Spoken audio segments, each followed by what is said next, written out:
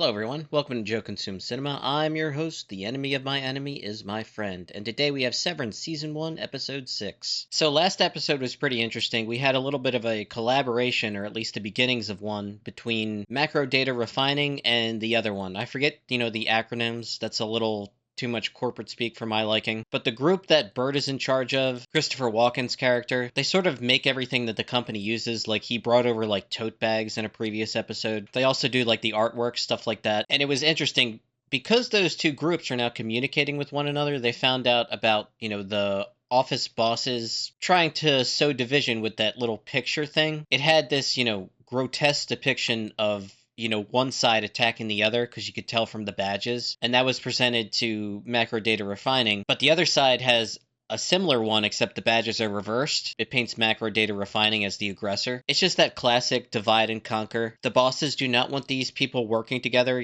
discussing things. Given enough time and energy, potentially even becoming a threat to the company. I've had some time to think on the previous episode, and the sheep, threw me off for a good while there. The only thing I can think of is cloning. That's about all I could come up with. I think there might be an effort to clone their founder, Kier. They talk about him like he's God, and in a previous episode, Irving referenced the handbook, and I believe it was Bert who said, I'm more of a first edition guy. And the way they talk about it is like it's the Bible to them. It makes it even more interesting. That book that Mark's brother-in-law sent him by accident, the bosses took thinking it was like an intercepted message to Mark, from PD or whatever. Just the mere presence of that book is kind of like a revolutionary act because, again, even though the contents of the book are pretty stupid, the fact that it's a new idea is just like something they've never ever been exposed to. Everything that they get told in this, universe existence is filtered through the company. This is like the first thing from the outside world, and it says, some different things. Like, your job needs you, not the other way around, that type of thing. So even though, again, it's, pretty goofy and stupid, it's a badly written self-help book, it doesn't matter. There are still some new ideas in there, and it's just, it's having a profound effect on the people that read it. Yeah, I don't want to get too much into the previous episodes. I want to get right into this one, but as always, I have to go over the plan once more. So the plan is to do all of Season 1, get those up as reactions on the channel, and then going forward, all future seasons of Severance will be Patreon exclusives, but you only have to sign up as a free member in order to access them. And again, that's just a 2-minute process. You sign up via email. That's it. It's not hard at all. So if you're seeing any of these Season 1 episodes on the channel and wondering why it stops at Season 1, it hasn't stopped. I'm still going. Just go to Joe Consume Cinema Patreon and you sign up as a free member, 2 minutes, and you'll be able to watch the rest of these. I've been binge watching the show. It's damn good. I'm really, really interested in what happens next, and I've watched the first 5 episodes in a day. That's pretty nuts. I've never recorded that many things in one day, but I just haven't wanted to stop, so. But yeah, enough of all that. Let's just get right to the episode. Is that hers or is that Petey's? I think it's traceable to Ragabi. Ragabi. She worships Kier, it looks like. Yeah, she constantly references religion in her speech. She's very good at incorporating the lies. With Mark S., she talks about, her mother being an atheist. And then with Mark, the outside, she talks about her mother being a Catholic. Like, her hyper dedication to the company is weird and disturbing. Like, she really believes, Kier is like her god. He threw it out. Hopefully she didn't see that. It's beautiful. It'll be just for us, our secret place. Is this okay? I'm just not ready. I'm sorry.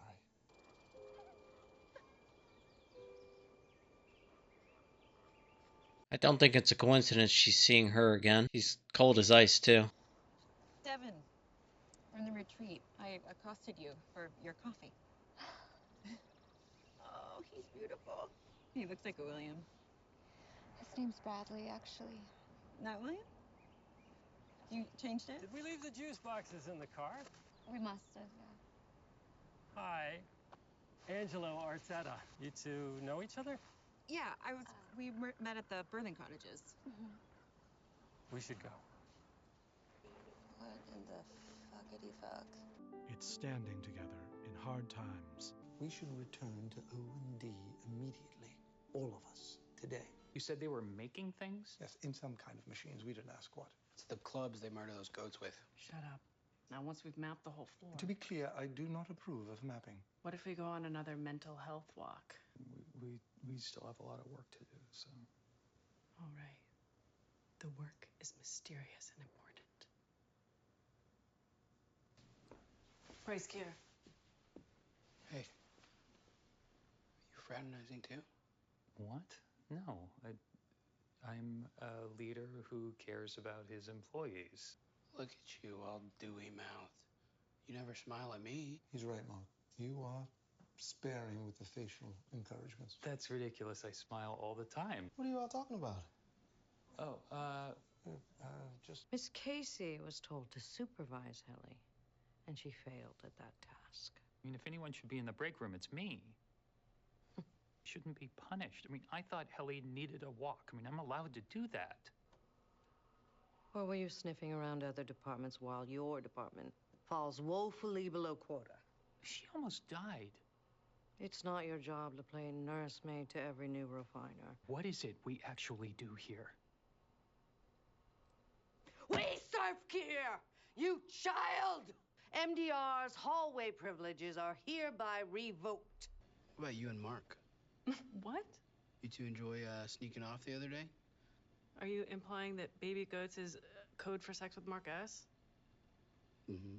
We're not allowed in the outer hallways anymore till we hit quota. So, no more interdepartmental visits! I'm sorry, Mark. It's my fault. Which way'd you say it was to O&D? It's gonna break the rule right away. Mill check. I'm on it. This is more people than I've ever seen. Same. MDR is here now. The hatchets weren't aggressive. Hatchets. We've been trying to figure out how it all fits together. We found a department that's well, raising baby goats. There is a lot unknown to us as well. We should work together on this, finding out why there are goats, or finding out how big this place is, or how many of us there are. Why won't they tell us what we're doing here? Why are we down here still working in the dark? It's a really good point. We could each bring one aide to camp.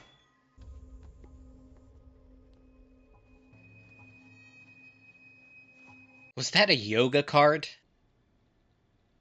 Kier, chosen one, Kier, brilliant one, Kier, progress, knowledge, show no fear.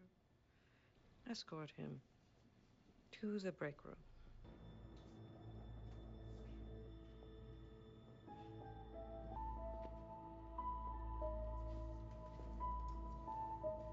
I'm sorry. What happened to your hand? Apparently, I jammed my hand at work replenishing a water cooler. It's a little more than just psychological torture, physical abuse now. Also, that was a really cool transition, too. Did you ever think about having kids? With Gemma? Yes. Yeah, we tried for a little while. Wasn't really working.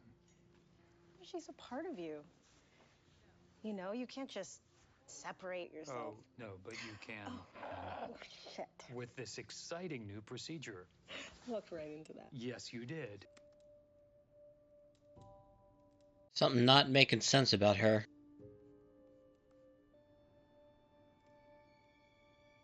That's interesting.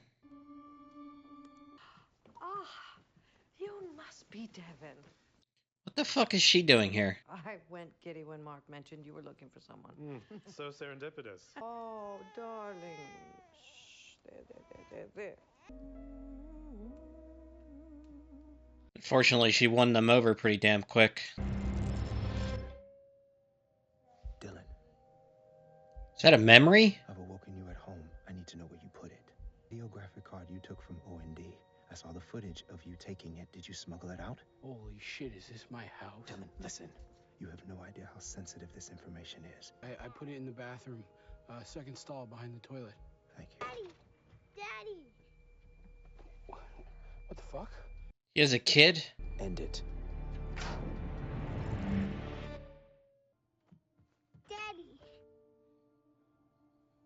good here? We're good. That's June. Just tonight, like right now. Should we go to this? I am feeling very old right now. No, you totally fit in. Don't worry about it. I hate you, Lumen. You took my first love. Fuck you, Lumen. It's never enough. You think that you can find me? You are wrong to even try me. What the fuck? Fuck you, Lumen! I hate you, Lumen! Write what you know, right? Yeah. Your dad would have really liked it, I bet. How the fuck would you even know that? I think we're gonna take off. Someone's holed up in one of Gance's old lab buildings. The dean's told security to look the other way. Probably is Ragabi. The fuck is Ragabi? Picking up the cell phone ship. Hello? Who is this?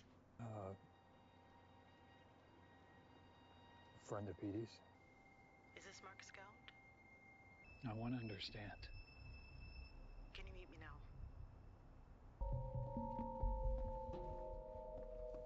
Doing some construction in the office. I used to teach at this school. I know. Come with me. Okay, took some time just to gather my thoughts. Another good episode in the books. This one was really interesting. Mark showed a little bit of defiance. He was ordered, not to let the group wander around and talk with O&D. He immediately broke that rule, got sent to the break room. The previous episode, Miss Casey, temporarily lost track of Helly, who she was supposed to, watch over. Mark took her on that little walk where they found the goats, and she got sent in the break room. As Mark was going in, she was coming out, and for her, you could tell she was crying a little bit. Just looked, dejected, but otherwise was okay. For her, it seemed like, the standard psychological thing that they do, have you repeat that sentence over and over again until they think you mean it. But for Mark, it was interesting because he had bruising on his hands. Like, as he went in, it was this really cool transition to his hand where he's his outside self, having dinner on that date. And yeah, apparently it does escalate depending on what they do. While the group was at O&D, Dylan took what looked like a card with like a yoga picture on it, like stretching in a weird way. He put that in his pocket, and I didn't think much of it at the time. I just thought it was, more weird shit from the company. He actually got woken up on the outside, and he saw, very briefly that he has a kid. He was in his house. Once he revealed, what he did with the card, he put it in the bathroom or something like that. His outside self, got switched back on, and, he went to sleep essentially. But his boss, Marchek, I believe his name is, or Malchek, was like concerned enough to have to do this, and that's something they never ever want to do because now Dylan knows, okay, I have a son. He has some glimpse into his outside life. So whatever the hell that card was must have been super important. We saw briefly in the episode that it looks like they're doing some construction like after hours at the Lumen, Severance level. I'm guessing they're gonna make it so they can't leave the office. They're apparently behind on their quota. It's still not clear whatever bullshit they're actually up to, if it actually means anything or, something else is going on. Mark's sister had the baby, and that woman that she saw at the birthing place was very cold and distant. She tried to have a conversation with her. She just ran into her at, looked like the park or something. And she looked her up on the internet, and it turns out her husband is some politician that's, a big supporter of the Severance movement. That was interesting and weird. Harmony is trying to act as their, postpartum nurse, caregiver. She's just scouting for information, I think she said. But yeah, super strange character. Actually takes her job and her worship is Kier to that level. Like, it's literally like a religion for her. She's completely insane. Mark went on this date, things were going well, and he happened to notice this poster on the outside, and it was Petey's daughter who was in this band. They decided to go to this show. The music was pretty strange. The fuck you Lumen part over and over again in the song. Mark, after that, decided to, dig out the cell phone of Petey's that he threw away. It kept getting those blocked calls, like, over and over again, just nonstop. He put it back in and immediately got a call, and this time he actually decided to answer. Episode ends with, this clandestine meeting between Mark and this random person who apparently knows a little bit about him. He has no idea who she is. Yeah, another really good episode, and honestly, I just want to get to the next one. Hopefully we can find out more about, what that meeting was between Mark and that random woman. But yeah, that's pretty much all I got. So as always, thanks for watching, and peace.